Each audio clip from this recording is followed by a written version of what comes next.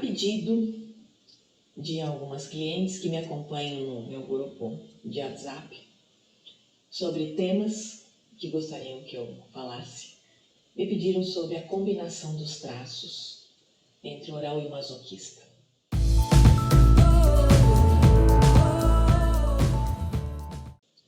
Como seria a forma de agir, de pensar, de ser de quem tem essa combinação alta dos traços oral e masoquista? Confesso que falar desse traço fica fácil para mim, porque é os meus maiores traços, né? Oral com masoquista.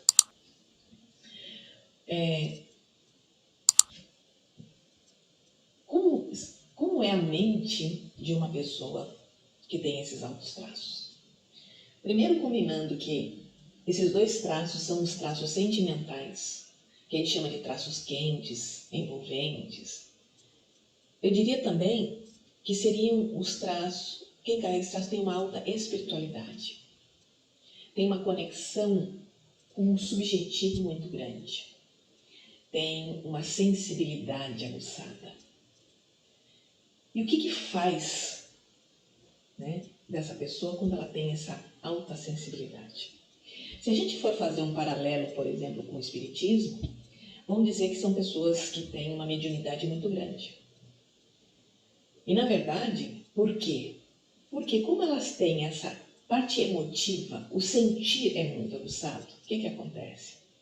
Elas são pessoas extremamente sinceras, são pessoas extremamente emotivas. Faz com que elas sejam uma esponja. Elas se conectam, quando elas não têm essa visão, com o bom e com o ruim, porque elas não sabem diferenciar. O mundo delas é o sentir. Então, elas sentem todo mundo. Elas são capazes de passar por um lugar e se sentirem muito mal, porque ali tem uma energia ruim, uma doença, uma perda. Então, são pessoas que dizem, nossa, eu fui em tal lugar e me senti mal. Porque elas se conectam, sem saber que estão se conectando. Uma pessoa não tem conhecimento dos traços de caráter. Um espírita vai dizer, não, você é médium, por isso você tem que aprender a trabalhar com a tua mediunidade para não ficar sugando aquilo que não é bom. Dentro da linguagem científica da bioenergética, esses traços, eles trazem para você uma alta sensibilidade, que nós podemos, sim, fazer uma leitura sem entrar no mérito espiritual. É uma tendência sua que você, quando criança, quando desenvolveu esses traços, você precisou se conectar com as pessoas para se sentir amada, se sentir querida. Então, você desenvolveu naturalmente essa característica. E não importa se você é oral da falta ou é oral do excesso. Todo oral se conecta. O oral da falta, ele se conecta de uma forma negativa, vamos dizer assim, produzindo mais falta. Então, ele tem uma tendência a se conectar com aquilo que é ruim, com aquilo que falta, com aquilo que já foi, com aquilo que perdas. O oral do excesso, ele se conecta com tudo muito sofrimento, muito isso, muito aquilo, ele sofre da mesma forma. A única diferença é que o oral do excesso preenche esse vazio comendo, o oral da falta prefere não comer nada quando está nervoso. Essa é a diferença. Mas o sentimento deles, a maneira de ser, é muito parecida. Como o masoquista alto também, o que acontece? Normalmente, quem tem essa oralidade alta com o masoquista, ele é comunicativo, mas ele não é tão comunicativo. Ele fala, ele gosta de falar, mas ele é mais seletivo, ele segura. Então, ele tem mais dificuldade de chorar. Ele tem mais dificuldade de se expandir. Por quê? Porque o masoquista sendo alto segura ele, segura a língua, segura o choro, tipo, não fala isso, vai dar merda. Segura aqui. Porque o masoquista, ele tem o programa de ser perfeito também, de não se sentir humilhado. Então, ele segura o oral. E se o psicopata for pequeno, mais ainda. Porque o psicopata ajudaria o oral a se manifestar, a falar, ele comanda entre os traços. Mas se nós temos uma repressão do psicopata, ele não pode existir. E o masoquista está em alta, essa é uma grande questão entre os dois traços. Aí você vai dizer, mas eu não sou assim. Depende. Não é porque eu tenho os traços iguais, os seus, que eu vou funcionar igual a você. Por isso que cada pessoa, de acordo com a sua combinação, é única. Isso é muito importante. As pessoas se enxergam através de alguns vídeos e, nossa, você me descreveu. Eu descrevi uma possibilidade. Então, dentro dessa possibilidade, você age de determinada maneira. Mas você tem outros recursos que você pode acrescentar e ser diferente. Então, o masoquista alto, quem está no comando? O masoquista não vai deixar o oral falar. Então, tem muito oral que diz assim, mas eu sou travado, eu não consigo falar. O problema não está na oralidade, que não consegue falar, está o masoquista que não consegue. Tem que ver quanto que nós temos de rígido aqui também. Mas quando o predomínio masoquista está no controle, se sentiu muito humilhado, ele não se acha bom o suficiente, ele acha que ele é um impostor, ele não se acha seguro, ele vai segurar o oral para ele não falar. O oral, por sua vez, vai sentir. E aí é que tá. Se ele sente, não se sente amado, se sente inseguro, se sente na dor e não conectado, ele vai sentir o lado negativo de tudo. Então, o oral com masoquista precisa ser acolhido. Ele precisa se sentir protegido. O masoquista alivia a carga. Não precisa ser tão bom assim. Não, você pode soltar. Começa a aliviar como? O masoquista, para se aliviar de carga, ele precisa sentir na vida dele um certo controle. Controle financeiro, controle emocional, controle de onde vive, controle onde vai.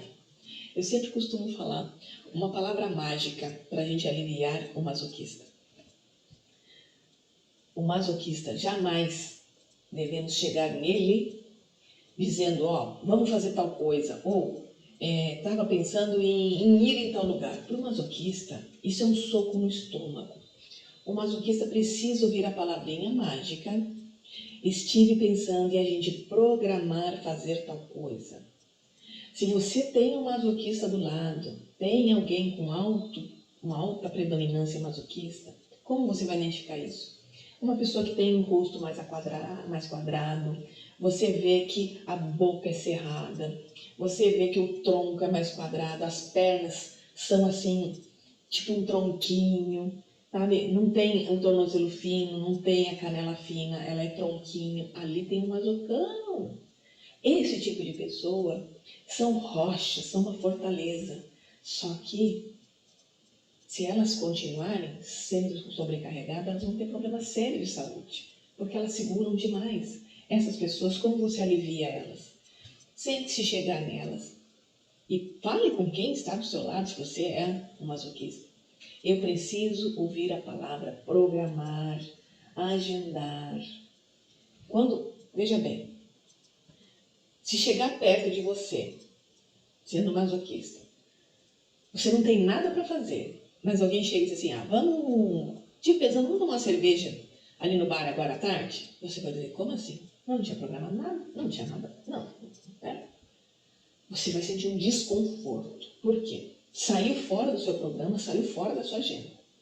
Agora, eu chego para você e digo assim, o que você acha da gente mais tarde programar um shopping lá no bar? Só de ouvir a palavra programar, o teu masoquista mentalmente já começa a se programar. Ele escuta isso com uma suavidade, uma coisa que faz sentido, uma coisa que pode ser. E ele pode chegar lá e dizer assim, legal, a gente pode marcar assim. Por quê? Entrou dentro dele, encaixando da forma que ele funciona.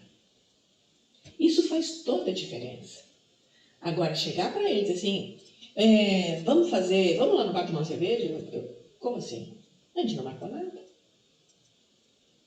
Veja, ele não tinha nada programado, ele não tinha nada, mas a forma de funcionar. Se você tem um alto traço de oral e pouco masoquista, não está nem aí para isso. Ele vai dizer, vamos, porque o que o oral quer é se conectar. Ele quer falar. Mas se o masoquista está no comando, e você tem mais um rígido que é seletivo também, junto o oral, o rígido com o masoquista, e esses dois forem maior que o oral, ele vai dizer, como assim? Não, tem que programar, porque os dois são seletivos. Eles querem fazer as coisas fazerem sentido, eles têm que se sentir seguros naquilo, tem que ser perfeccionista. Então, por isso que não dá para falar de duas combinações, porque nós temos 5. Então vai depender muito do resto, de como que estão os outros traços no recurso. Mas, em forma geral, quem tem oral com masoquista, o masoquista, ele vem depois do oral. Então, o que acontece? Nós temos que entender isso. O masoquista veio depois do oral e o rígido veio depois do masoquista. Então, muitas vezes o rígido, ele se apoia no masoquista para até se sentir mais seguro dentro do perfeccionismo dele. Como o masoquista veio depois do oral, o masoquista tem pernas, o masoquista já articula, executa, então ele se sente mais no poder do oral, é como se ele tomasse conta do oral. O oral, como ele é muito impulsivo e leva o masoquista para a dor porque é uma impulsividade total, o que acontece? Ele tende a segurar o oral para ele não ficar prejudicado. Porque se deixado só na mão no oral, não existe trabalho, não existe dinheiro, não existe execução, não existe nada, porque o oral só quer viver no bom divã, ele só quer festa e conexão. Então, esse porém que nós temos sempre que analisar. Então, há uma tendência, quem tem oral com masoquista, a não ser que o oral esteja em profunda dor, aí ele arrasta o masoquista para baixo, o masoquista se sente humilhado, não se sente capaz. O oral toma conta, que é a nossa criança tomando conta de nós. E o que vai acontecer? Não consegue trabalhar, não consegue executar, não consegue se planejar, não consegue deslanchar na vida. É aquela pessoa que até tem ideias, até sonha, mas não consegue executar. Então, o masoquista não consegue levantar. Então, esses pontos, o oral entra em depressão, se sente impotente, porque ele não tem os recursos dos outros traços para levantá-lo. O que nós temos que fazer nesse caso? Primeiro, acolher essa oral. Nós, adultos, acolhendo a oral, essa criança, dando para ela essa proteção que ela pede, que é para se sentir segura, trabalhar o masoquista, o rígido, para que eles consigam equilibrar essas emoções de uma forma positiva. Espero que tenha ajudado um pouquinho, dando essa combinação de oral com masoquista. No próximo vídeo, vou tentar falar um pouquinho sobre os traços distribuídos, que também me foi pedido. Traços distribuídos são um grande desafio na dor, porque no recurso eles dão um banho em todo mundo. Lembrando sempre que não existe traço ruim, não existe pessoas com uma combinação ruim. Todo mundo nasceu para ser aquilo que é. O que nós precisamos entender é os nossos pontos fortes, nossos pontos fracos e tentar equilibrá-los. Tem pessoas, dependendo da atividade que vai exercer, vai precisar de um auxílio de uma segunda pessoa. Outras pessoas já nascem com habilidades natas para serem independentes. E é isso que varia de um para um. Não adianta uma pessoa que não tem recursos internos para ser independente querer ser independente. A não ser que ela encontre um caminho de independência que dê conta. Então, tudo isso são particularidades que fazem cada um de nós ser único. Ok? Até o próximo vídeo. Um beijo no coração.